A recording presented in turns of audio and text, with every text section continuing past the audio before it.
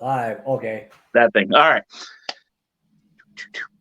Hey, friends, welcome back to yet another exciting episode of Friends of the Squared Circle. I'm your host, Crander Q, a.k.a. my name. Oh, I messed that intro up. Randy's going to mess with me. Speaking of Randy, starting out hot here, got to mention our reigning and defending champion, Randy, with his views.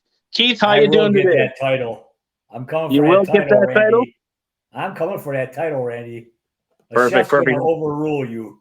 Perfect. And as you can see, it is Chef Keith, our friend, joining us in studio. I totally messed up that intro. We're going to leave it because then Randy has something to talk about in the chat. Keith, you are one of our sponsors here at Friends of the Squared Circle. Let's tell a little bit about you. Go ahead.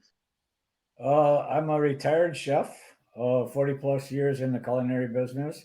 I'm Okay. currently a vendor with the St. Paul Farmers Market down here in the Twin Cities area. I sell salsas and a couple of marinades. And I'm at 4 different markets around the area. St. Paul, I'm downtown on Saturdays. Inver Grove Heights on Sunday mornings. South St. Paul on Wednesday afternoons, and Signal Hills Shopping Center in West St. Paul on Friday mornings. So I keep myself busy. Very nice, very nice. Especially that retired life, you're pushing your brand. I know we try to, every time you post, we try to throw it up on our page so that the people know where to get the best made salsa.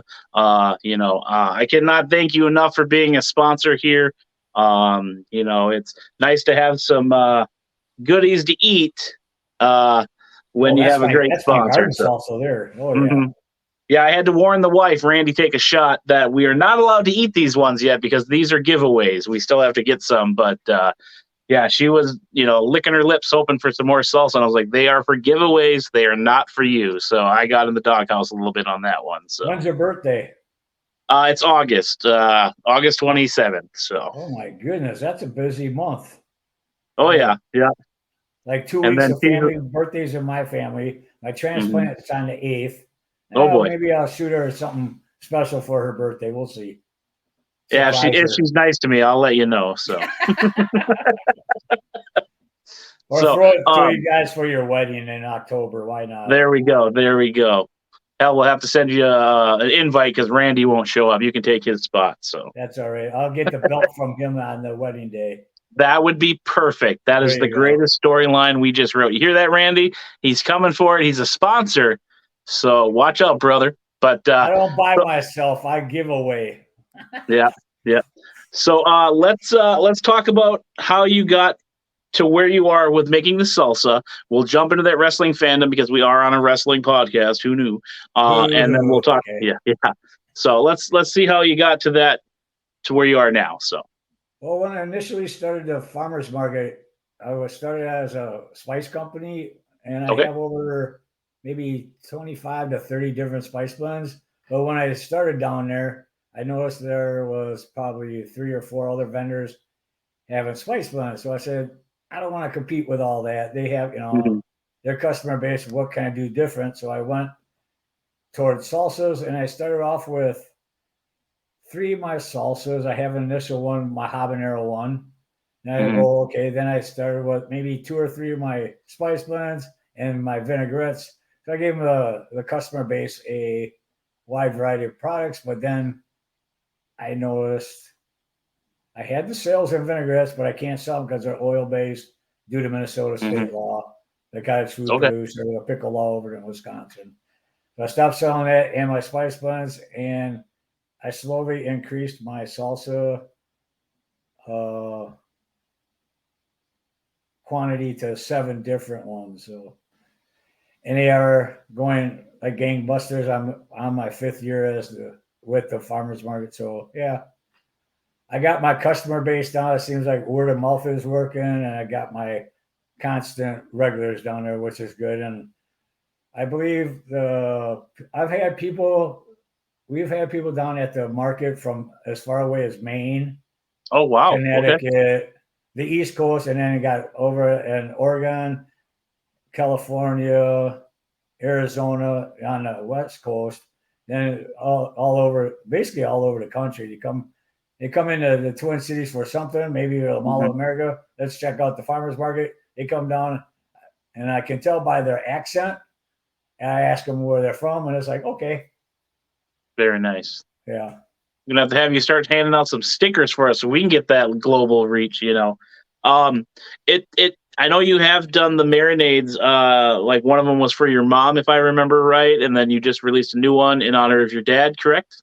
Right. My mom, it was it's the only thing I've been cooking since I've been 14. I'm 62 Okay. now. It's the first thing and only thing she's ever liked that I made. Oh, So I really? told Okay. my son Christopher, I said, let's go. I'm gonna honor grandma, find a picture of her, Mhm. and we'll put mother approved on the label. Very Well, nice. Very nice. her graduation picture is on the label, and above it, her picture is mother approved. Now, our dad passed away back in 2018, and he Okay. never seen the success I've had with the farmers market. So I said, okay, I want to do something in honor of him. So I went with my tropical marinade, and Okay. Christopher put down made in loving memory of, and it's got one of my dad's picture. I think it's the first time I've ever seen him in a suit that my Oh, okay. mom liked, and he's on the tropical marinade. So I go, well, my mom goes, what made you think? I said, well, it's a family. I want to remember dad too. He goes, Hmm. oh, that's nice. So I sent her the pictures. Goes, oh, that's good. So then they did a video of me down during the last day of the winter market. The Hmm. guy goes, well, tell me about your marriage. Well, now they can't argue down at the market. They're together forever. Then I get asked, like, okay, who's in the lead, ma or dad? I said, oh, that depends on how the customer base is that day. But Hmm. it's all in fun. Yeah, and you got to have those stories behind it to Yeah. give to the people. I know you've mentioned Chris. Chris, to a lot of the wrestling fans, know him for his artwork and posters that he's done. Hopefully, fingers crossed, we're going to work this relationship that we get him on a future episode when he has time. He's pretty busy, so we're trying our best here at Friends of the Squared Circle. But Yeah, more about you.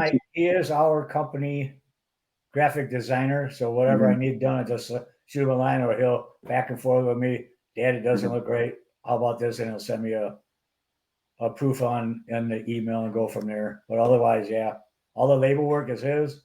Anything in my company, it's all his doing. So Very nice. Yeah, and I I give him like. a plug in Yeah. it. And I've talked before, and I told you off camera that I do fangirl over his creativity, his posters. They are amazing. I know I do my silly little edits on here, but I strive to be like him one day, and be able to make a wrestling poster, even if it's just one. I want to say that I made the poster, and have my art used to bring people to a wrestling show. Be So. his intern. There you Yeah, go. I got so Be much his going on. I intern. don't even think I could have time for that right now with all these podcasts I'm doing. So. Intern over emails. Right, There right. you Yeah. go. How Yeah. did you do this? AI is crazy these days, but yeah.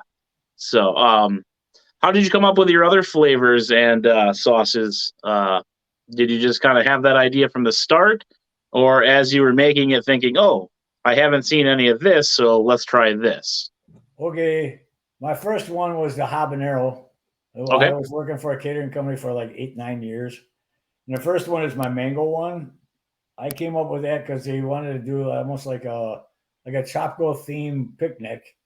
So they asked me Okay. to come up with some kind of a salsa for it. So my mango pineapple is one of my best sellers. Then the habanero, of course, if you enjoy habanero. Black bean and corn. I've always wanted to make a black bean and corn salsa, so I got around to doing that. My other flavors is the garden one that you were showing. Hmm. That one's not hot. I call that my family friendly one. The salsa verde, this one here, the green one here. I don't know if it's coming. Yeah, there you go. There we I go. We can show them actually, off there. Yep. oh, there you go. Uh, I had a lot of requests for a green salsa last year, and at the time I was selling just a regular jalapeno Hmm. salsa. So I said, okay, there's a couple from West St. Paul, Mexican, and I gave the wife a jar of my jalapeno. She goes, just switch out the tomatoes. The tomatoes for tomatillos, Okay. minus the paprika, or it would still be red. And let's try it out there.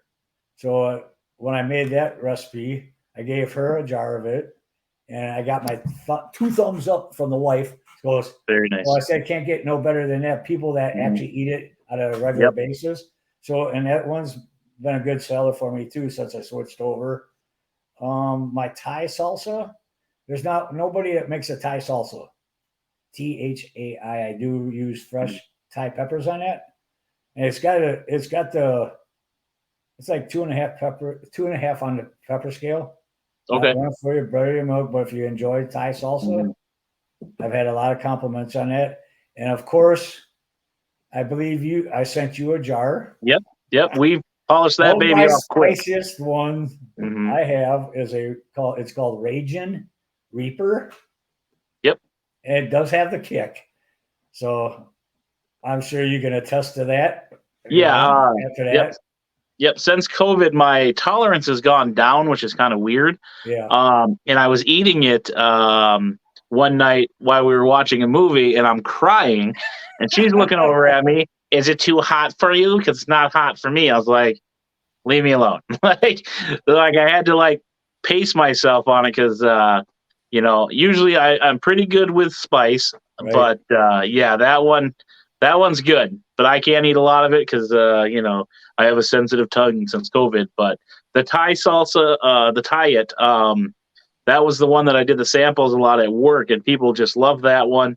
That one's my favorite now that I can eat that more than a few chips at a time. But yeah, y'all need to go and get that one. I have a couple of regulars downtown, and last Saturday he showed up and he told me a story about the Reaper. That he got cocky. He goes, I just bought it a couple of weeks ago. Evidently, he bought it a couple of months ago, but he just got around to finally getting around to eating it. He said he got cocky about a week or two ago, and he poured half of the jar in a bowl, got the bag of chips out, and started eating it. And maybe after 2 or 3 chips, he was tearing up, sweating, and his girlfriend or sister, whoever, his lady friend, says all she could do is sit there and laugh with him. Yep. I like to think I'm brave. A few chips, yeah. Usually I put a couple chips in between to help dumb it down a little for my taste bud. I get a lot. Well, I just made ghost pepper. Well, ghost pepper is on the Scoville scale a step down. So the Reaper is where it's at. And one of the things that I did hear from the people when we were trying the Ragin' Reaper is, like everybody wants to make it hot, super spicy. Right. So they can be known as the hot sauce. But what people were saying to me is like they love that it had a flavor. Right. It wasn't just hot, and like you have told me, you can sell these jars better than anybody, and I just brought them into work since we partnered up and said, hey, try these. This is my new friend / sponsor here at Friends of the Squared Circle, and we were picking out on it. We finished that Thai one before any of the other two because everybody just thought that one was really good as well. So. Well, that's good. Yeah, I keep telling people, especially on the Reaper, it'll bounce around in your pellet. On the back of your throat, pick up. On the follow through, it's like you're clearing your throat, but you're still able to enjoy the salsa too.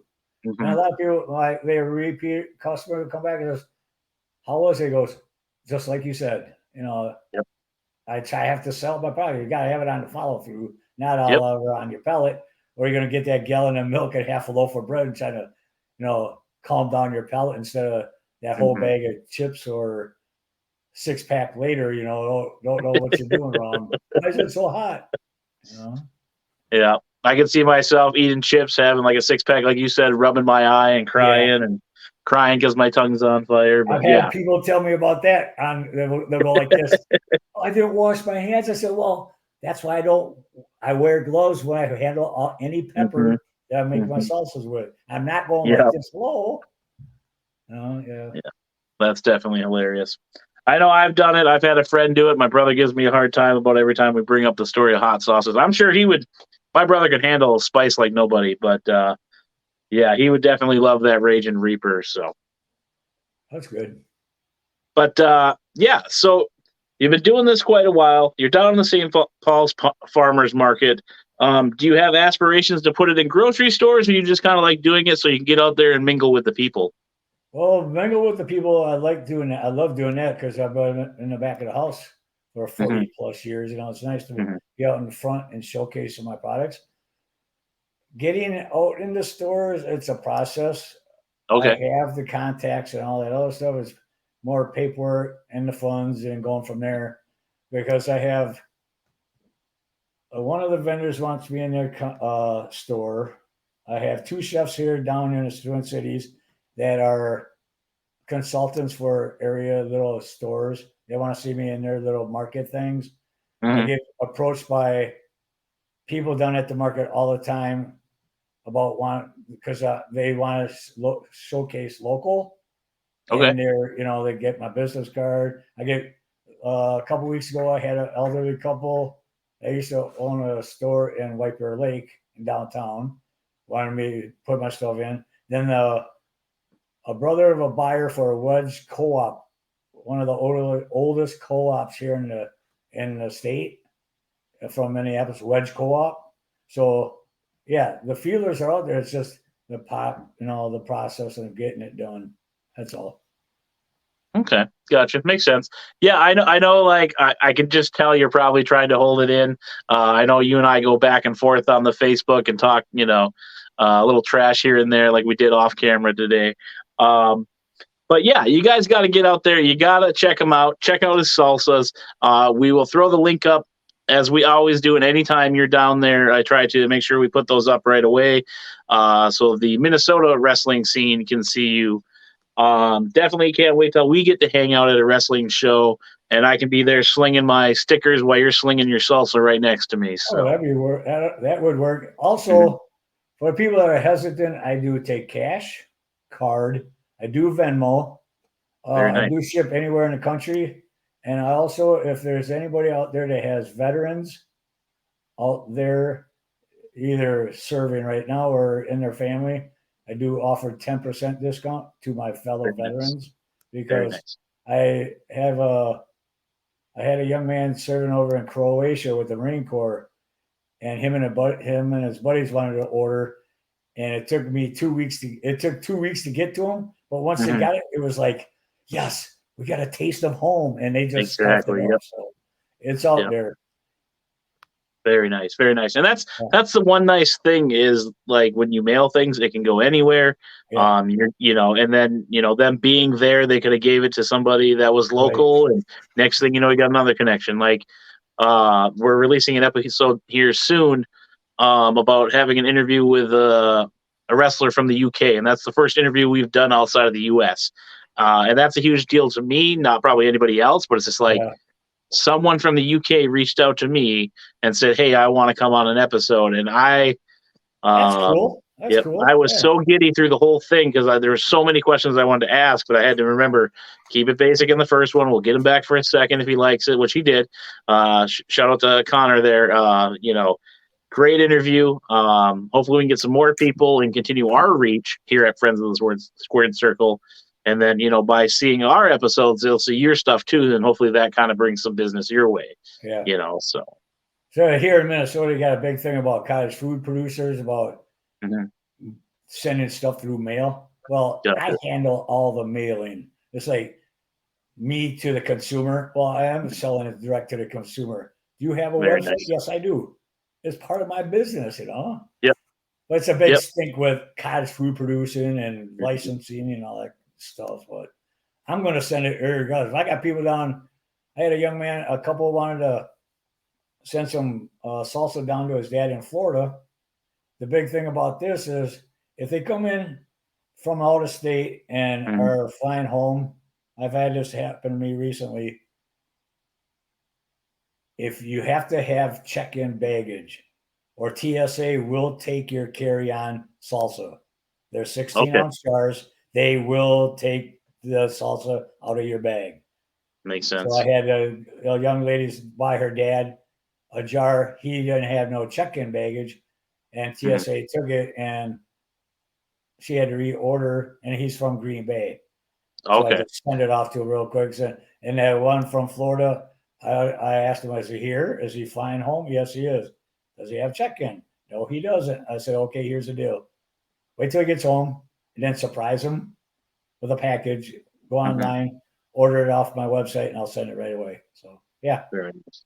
If you don't And I'm have sure those. check-in, you have to send. I will send it out as Yep. fast as possible to the recipient. So, or TSA will take it, which is. And I'm sure weird. they were snacking on it in the break room, being Probably. greedy. Bunch of jerks at the TSA, Minneapolis Airport. Yeah. If anybody works for the TSA, I'm sorry. I was just trying to be funny. I know you didn't steal it on purpose. Make sure you buy some more from Chef Keith here. Website is going to be available at the end of the episode. There you go. Thank you. That way I don't get canceled on my next flight if I go anywhere.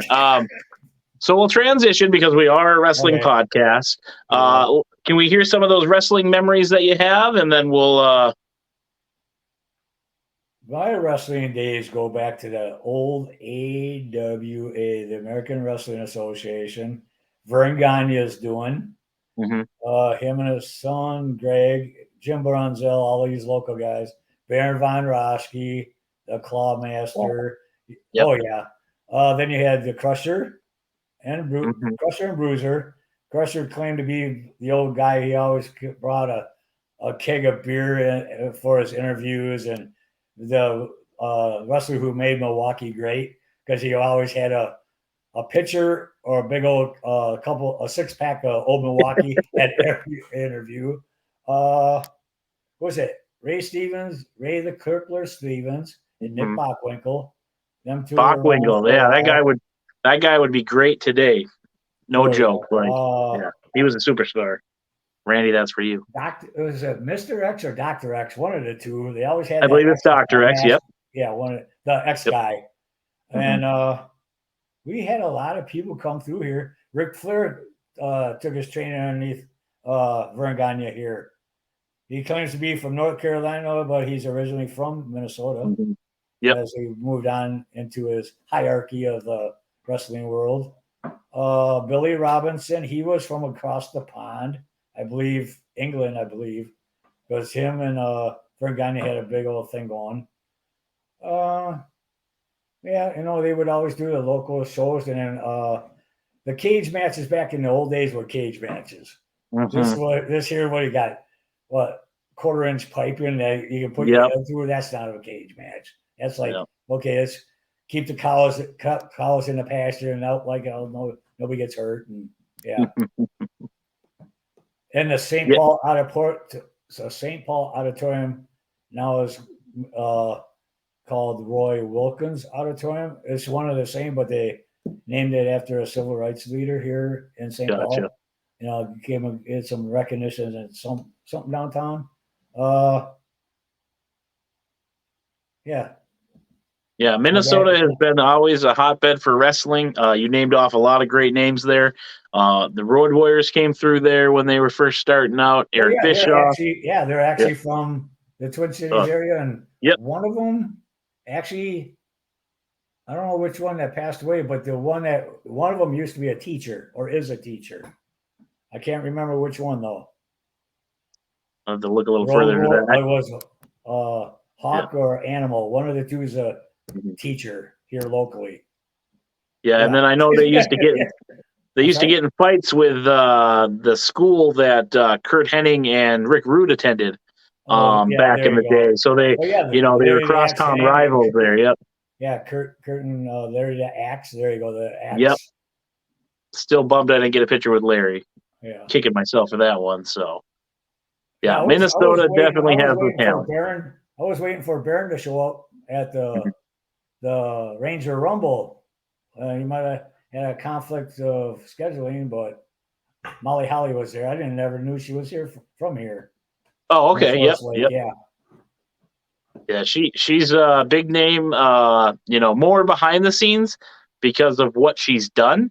Right. But she is great at her craft. She doesn't get enough recognition because that was kind of during the as I call it, like the pretty girl era where everybody was the supermodels trying to be wrestlers, where Molly Holly, Beth Phoenix, Natalia were actually the workers. Right. And she's so respected by her peers.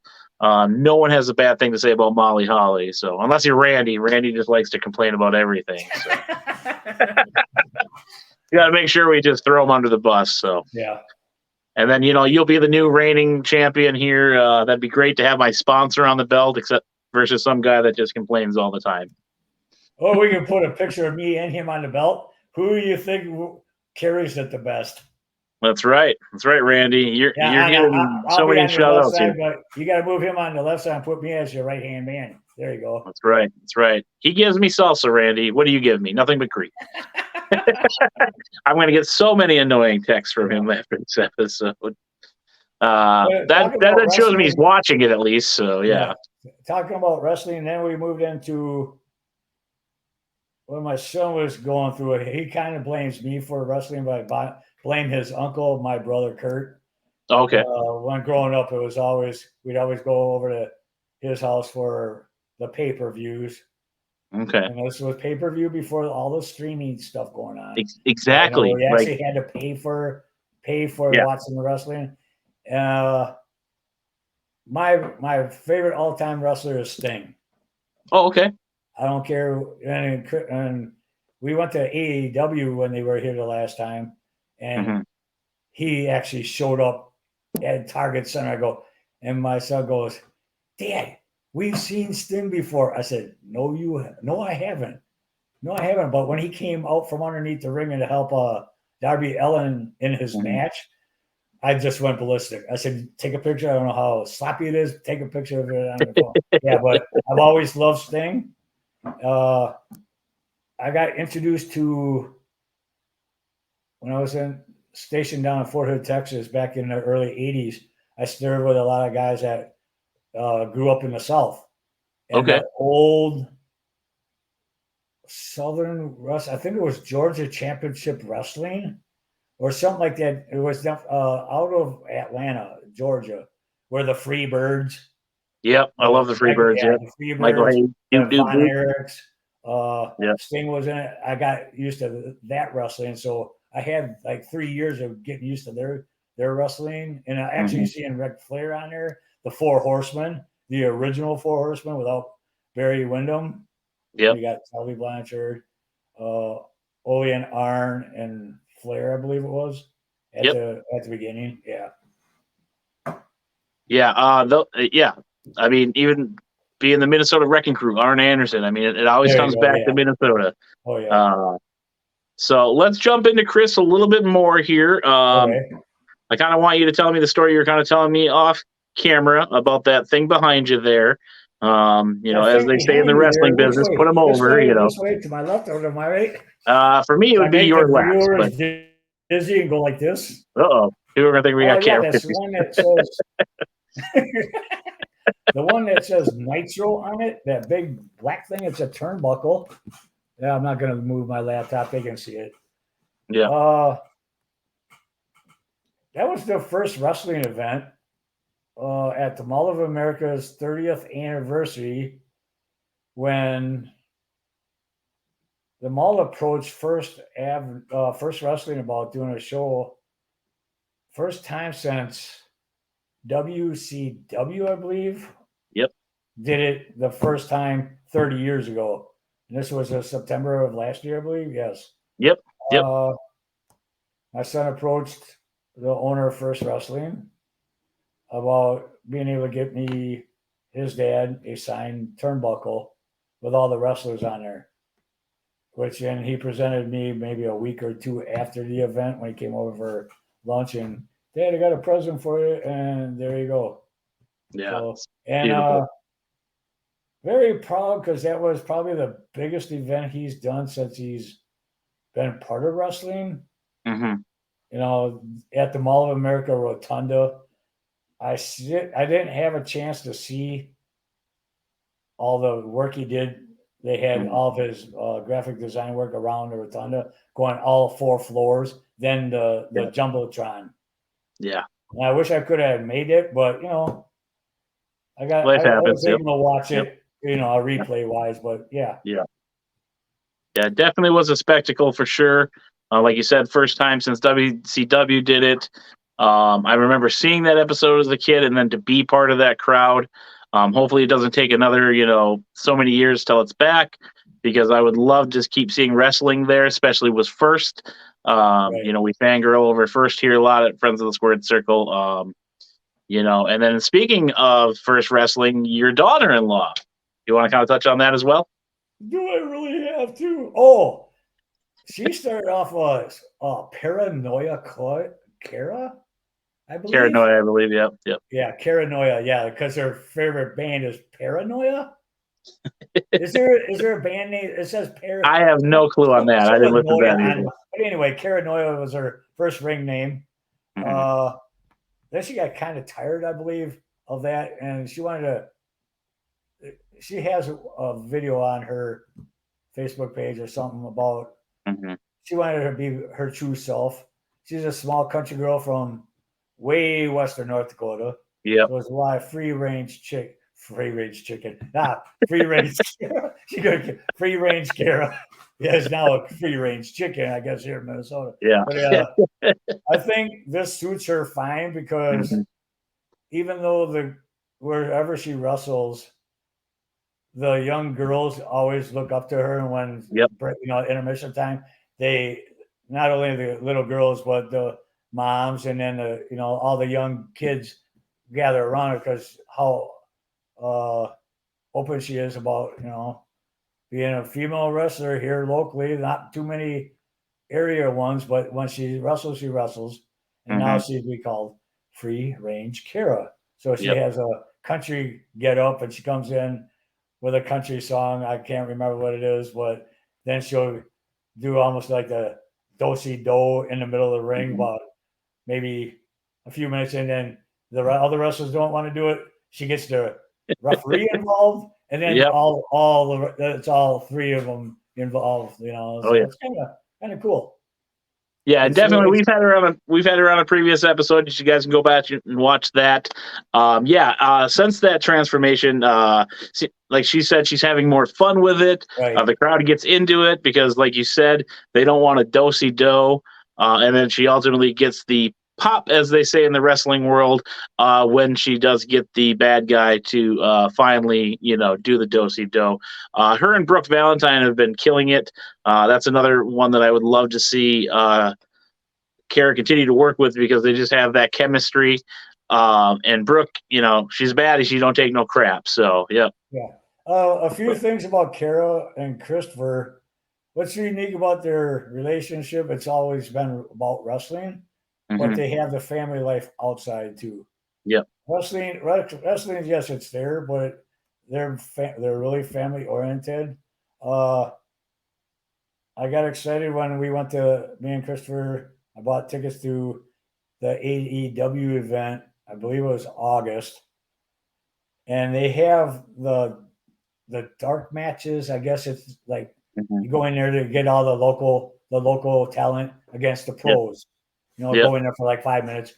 That was a big kick to see her Hmm. in front of the crowd, and the whole Target Center. I kid you not, was chanting Kara's name. It was so Yep. awesome because as soon as they hit her music, it was awesome. It was like it could have been the whole, maybe even a third of the audience at that Hmm. time chanting her name. This is before they got married, and it's like Yep. feeling proud of seeing how far she come. And then Hmm. at the Mall of America show, she got to meet Victoria, I believe, was here Yep. in town, and Victoria was actually the guest referee or something like that during Yep. her match. It's something, and that was a big highlight of her career. And from what I understand, I believe it was when WWE was here or AEW. The reason she got into wrestling, if I correct me if I'm wrong, Kara, that her biggest guy is CM Punk. Okay. Yep. She was Christopher said she was speechless because she was able to go backstage, and actually he spent time with her and talked to her behind the scenes. So Very yeah, nice. so Very nice. she's been able to live up to some of her dreams and her aspirations. And Mhm. when Christopher gets all these old time wrestlers, like they've had Heavy on Wrestling up in Duluth, Yep. Yep. all the big name stars. He makes sure he tries to get me an autograph picture of Very nice. whoever.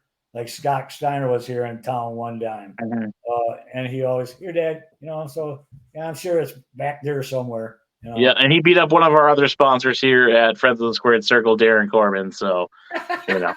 Yeah. Oh yeah, and just to knock on wood, my son did wrestle at one time under the auspices of Rodeo Randy. I remember the picture. Yeah. If you remember that, it was short lived, but he lived this dream. He got into Squared Circle, wrestled once or twice, and called it a day. Yeah, we'll definitely see if, like I said, we get him on to tell that story. Definitely have to flash that graphic because I remember seeing it like goals in life, So, yeah, with Kara, I know she's done extra work for WWE. She's done the AEW thing. It's so great to see her on our TV screens. Especially in the Midwest here, she has a following, like you said. Everybody just loves her. As soon as that music hits, everybody goes wild, So shout out to her and Chris, as well as you. Well, early on in the relationship, where she goes, she got this old Windstar. She calls it the Cara van. Yeah, she's good at puns. Yep. Yeah. So, everybody calls it the Caravan. So, she says, "Well, a piece fell off, so she's got to look for a new van." And I don't know how many people have driven as much as she has in a weekend's time. She's from here, North Dakota, but anyway, sometimes she'll go up to Fargo, come back home and wrestle. Go up to Fargo, wrestle. Maybe I got to wrestle here locally. The next day, she'll leave early and go up to Winnipeg, Canada. Come back home, take a day rest, and head over to Chicago or someplace. Yeah, so if the Midwest doesn't know who Cara is, something's wrong with them people. Yeah, not her. So she's getting widely recognized for what she does here locally and here in the Midwest. And who knows, maybe in a few years, we continue to see her on TV. The women's wrestling is tenfold better than it was back when, you started watching it, as well as, I started watching it. Just some of the names that have come out of this area. We got Sierra. She's the most talked about right now because she's just everywhere. You got Billy Starks. You've got Heather Reckless. You've got now Cora Jade. She's in WWE now. But and those are names that she's worked with.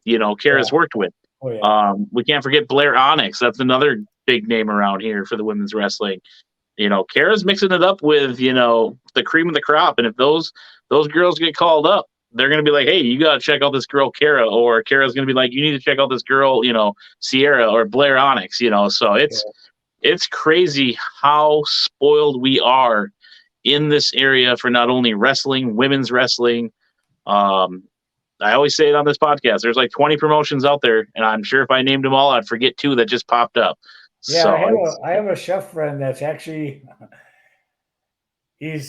I guess he calls himself the commissioner / sponsor of one of the promotions down in southern Minnesota in the Faribault area. Okay. And I had mentioned Kara to him. He goes, "What's her name?" I kind of see if she would ever travel down into the southern promotion, but who knows? That's her schedule. I just threw her name out there. Said, "I guarantee you, the wrestlers you have on your card know who she is." Oh yeah, yep. She goes, "All the guys you have on your card, they know who Kara is." That's how, because they wrestle up here in the Twin Cities and with her around the area. So she is recognized all around the state. One last thing I'll put out there too is that I think she was one of, obviously the 3 that were in the ring. The first women that were in a match at the Mall of America.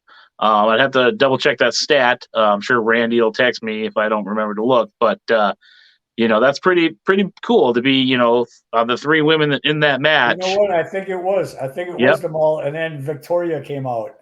Yep. And I think Victoria tagged with Kara to end the end of the match, or turn into 3. Then it actually a tag team, and Victoria came out and wrestled with Kara for a few minutes, and then the match was the match. Yeah, it's great. They're doing great things in the wrestling business. I know I'm a fan. Pay attention on the other side of this. Yep. That's right, Randy. Coming for you. Your Coming for reign that belt, is about Randy. to be over. I'll even let Randy come on and do a little speech to say how he's disappointed that you beat him, and he'll probably call you old, wacky, crazy things that I would That's all say to right. you too. So he'll That's just all be right. jealous that he lost his title. So Yeah. all right, Keith, we're gonna send you back to the lounge. We're gonna play that beautiful video package at the end here, and then we'll chat off camera, sir. Okay. So thank you for being a sponsor of Friends of the Squared Circle, as well as being a friend of the Squared Circle. Again, I can't thank you enough for helping us pass out some of these salsas at our vendor tables. I know, like I said in other episodes, we hope to do more in the future, but we got some other things I got to take care of first, and then hopefully next year the wife's not here, I can say it. I hope to travel more. So if she says I can, so no problem. All right, Keith, appreciate it. Yep. All right, friends, that's another episode of Friends of the Squared Circle. Like I said, we got this beautiful video package for you. Hang out. Crander Q out. Hey, friends, thanks for tuning in to yet another exciting episode of Friends of the Squared Circle, where I'm your host, Crander Q, a.k.a. my real name. Now let's jump into the sponsors, shall we? Make sure to check out ChefKeithFoods.com for all of your salsa needs. The best made fresh since 2019. Flavors include Ragin' Reaper, Hoppin' Habanero, Groovy Garden, and more. Check out that website today. Also, check out our friends over at Superior Creations for all of your custom tumbler needs. They are on Facebook.com/Superior Creations MN. Also, Darren Corbin, give him a like on Facebook, Instagram, YouTube, Twitter, and TikTok. Yes, Darren Corbin is on TikTok. And another great way to support Darren is by checking out patreon.com/Darren Corbin, where tiers start at just $1. Last but not least, make sure you give us a like and follow on all of our social medias as well. We want to thank you for being a friend of the Squared Circle. Tune in for more episodes. Also, if you want to get merch for yourself, you can check out friendsofthesquaredcircle.org for all of those needs. And it's your boy, Crander Q. Crander Q out.